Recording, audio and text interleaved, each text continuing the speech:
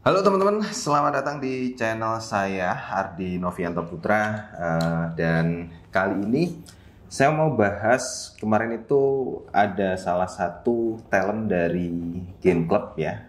Game Club apa itu nanti akan saya ceritakan.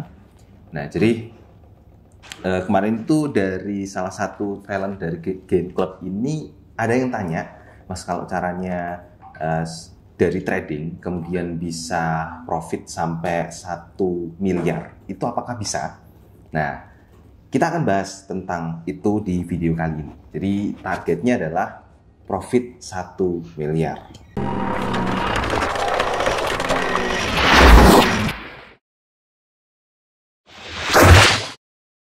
Oke, langsung saja ya.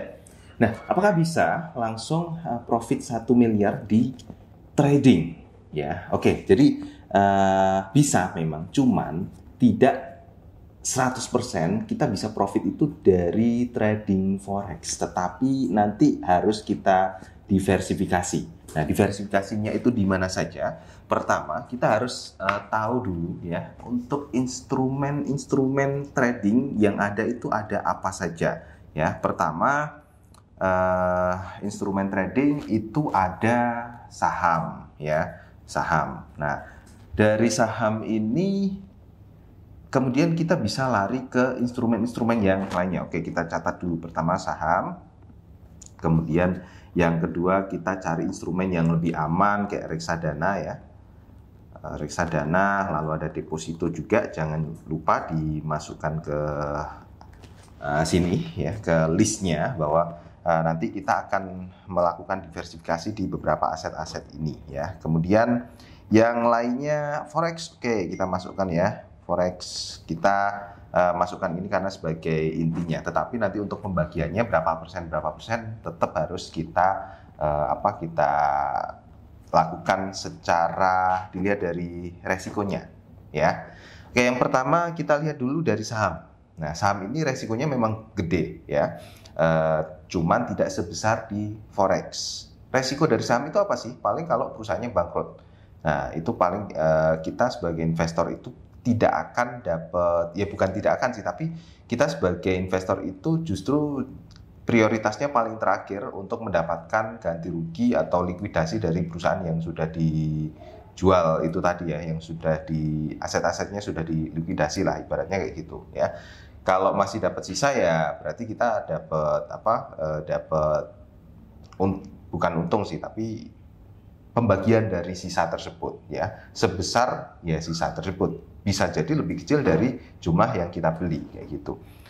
Nah, kemudian di reksadana, reksadana ini resikonya apa? Resikonya rugi, karena di reksadana ini juga ada reksadana saham, reksadana campuran ya, terus ada reksadana pasar uang, atau juga ada reksadana pasar pendapatan tetap. Nah, berarti kalau di reksadana resikonya adalah rugi. Kalau di deposito itu nggak ada resikonya ya.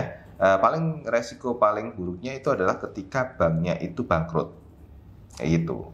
Banknya bangkrut ya kita uangnya hilang lah, ibaratnya kayak gitu. Tapi sangat jarang ya banknya bangkrut kayak gitu. Nah, terus resiko yang paling besar itu adalah trading forex ya. Trading forex berarti dari sini kita bisa simpulkan bahwa deposito itu dia masuk ke urutan pertama, reksadana masuk ke urutan kedua dengan resiko yang paling kecil ya, saham masuk ke urutan ketiga, dan forex masuk ke urutan keempat.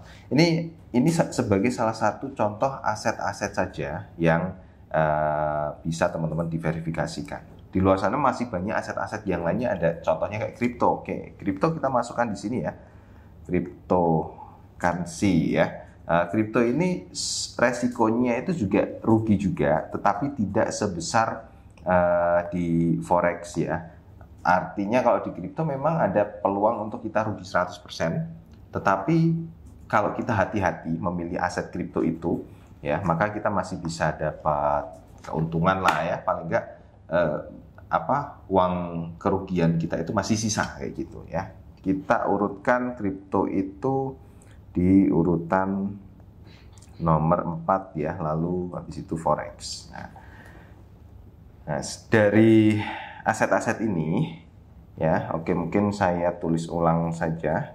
semua dari urutan pertama sampai ke 5 ya. Nah, dari aset-aset ini itu nanti pembagiannya berapa persen ya? Pertama di deposito, kedua di reksadana, lalu ketiga di saham, keempat di kripto, dan kelima di forex ya. Oke. Kita bagi jadi 5 bagian ya. Jadi kalau misalnya kita punya uang tabungan, let's say per bulan itu 5 bulan, kita 5 juta ya, berarti kita bisa bagi sejuta. Tetapi harus diperhatikan dari tingkat resikonya ya. Tingkat resiko kedua paling tinggi itu di kripto dan juga di forex. Ini saran saya teman-teman bagi 10% saja ya, 10%. Jadi di kripto ini 10%, di forex 10%, kripto juga 10%, berarti di sini 500. Katakanlah kalau kita pakai uang per bulan yang akan kita tabung ya. Oh ya, jadi saya belum katakan juga untuk target 1 miliar itu tetap harus kita punya pekerjaan yang kemudian dari pekerjaan itu menghasilkan uang, lalu dari uang itu kita tabung seperti itu ya. Karena di trading ini itu bukan merupakan tempat untuk menghasilkan uang yang sekali kita masuk ke situ langsung kita dapat uang terus-menerus, bukan ya. Tetapi di trading ini adalah tempat untuk melipat gandakan uang. Itu ibaratnya kita punya uang sekian, kita masukkan ke trading, harapannya adalah dia bisa nambah let's say 20% atau 50%. Atau bahkan sampai berkali-kali lipat. Tetapi secara realistisnya itu ya teman-teman bisa tentukan sendiri ya. Oke, kita masukkan ke kripto, ke forex itu masing-masing 500.000. Kemudian deposito, let's say kita masukkan 1 juta ya dengan reksadana ya. 1 juta.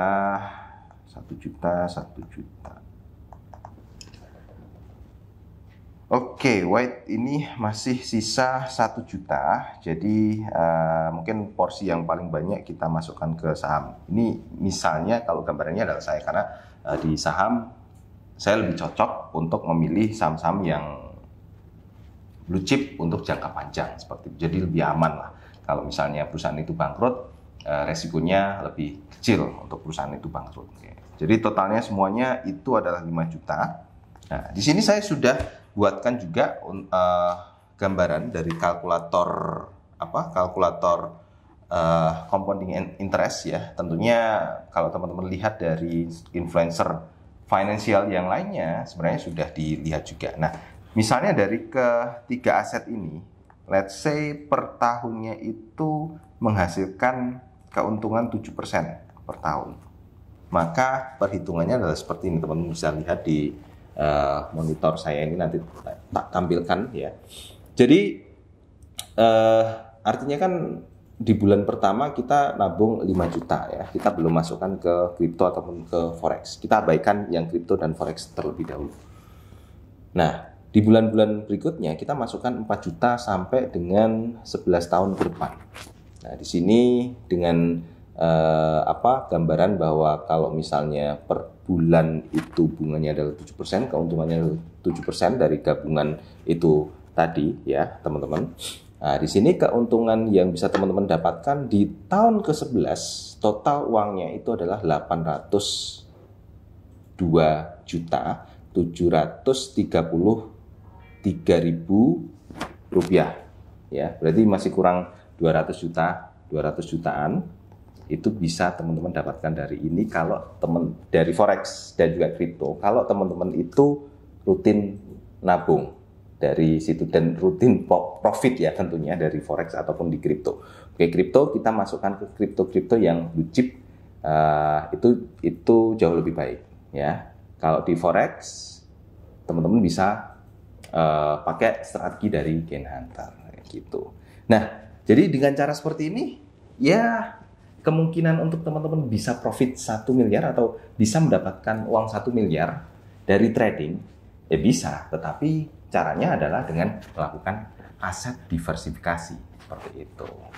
Ya, nah kemudian tadi di awal video saya mau jelaskan juga mengenai Gain Club. Jadi Gain Club itu apa sih? Gain Club ini kita kerjasama dengan Indomodel Management, di mana kita mencari beberapa talent yang memang suka dengan dunia finansial, ya. Kita arahkan mereka untuk jadi IB di salah satu broker yang kerjasama dengan Gain Club nantinya. Dan brokernya itu bukan hanya satu atau dua saja, ada beberapa banyak broker yang bisa teman-teman pilih ketika teman-teman nanti bergabung di Gain Club. Nah, buat teman-teman yang ada bakat atau minat dengan dunia finansial, teman-teman bisa gabung aja di Gain Club ya, untuk jadi influencer finansial kayak gitu. Oke, gitu saja teman-teman untuk video kali ini, semoga bermanfaat. Sampai ketemu di video-video selanjutnya. Bye bye.